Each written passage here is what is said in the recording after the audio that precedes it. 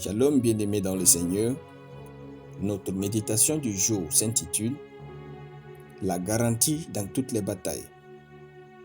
Nous tirons notre texte dans 1 Jean chapitre 5, le verset 4, qui nous dit ceci.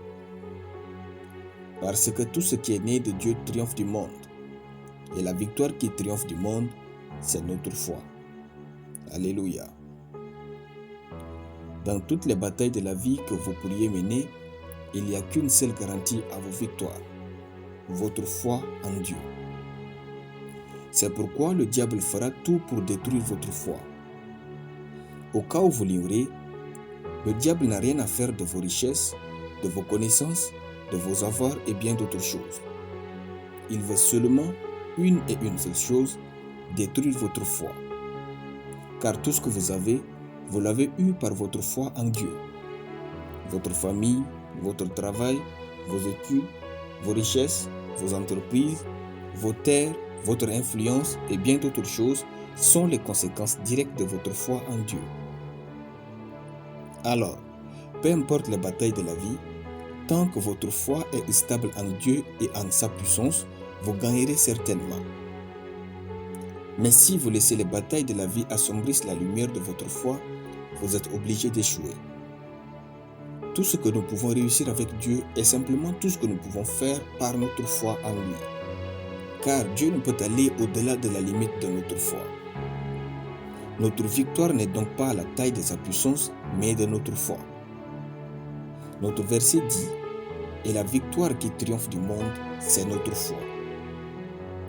Dieu veut nous voir triompher dans toutes les batailles de la vie. Cependant, quelle est la mesure de votre foi? Oui, bien-aimés, la foi est quantifiable. Nous lisons dans la Bible que certaines personnes avaient une grande foi et d'autres une petite foi. Maintenant, ce qui vous concerne, quelle est donc la mesure de votre foi? Jusqu'où croyez-vous arriver avec Dieu? Où est-ce que votre foi en Dieu vous amènera-t-il? À l'instant où vous perdez le contrôle de votre foi en Dieu, vous perdez toute garantie de réussir dans ce monde. Par conséquent, vous êtes obligé d'échouer. Alors, décidez de miser tout sur l'intégrité de Dieu et de sa parole. La plus grande force de notre vie ne vient pas de nos muscles, mais de notre foi. Nous pouvons beaucoup perdre dans les batailles de la vie, mais notre foi peut tout ramener à la vie et surtout de manière glorieuse. Alléluia. Nous allons prier. Père, je te remercie parce que tout ce que j'ai et tout ce que je suis vient de toi. Je confesse que tout ce que je fais provient de Dieu. Par conséquent, je marche dans les victoires continues et totales dans toutes les batailles de la vie au nom de Jésus. Car ma foi est inébranlable au nom de Jésus-Christ. Amen. La lecture biblique en une année, Actes chapitre 9 à Actes chapitre 10. Soyez bénis, c'était le pain du ciel.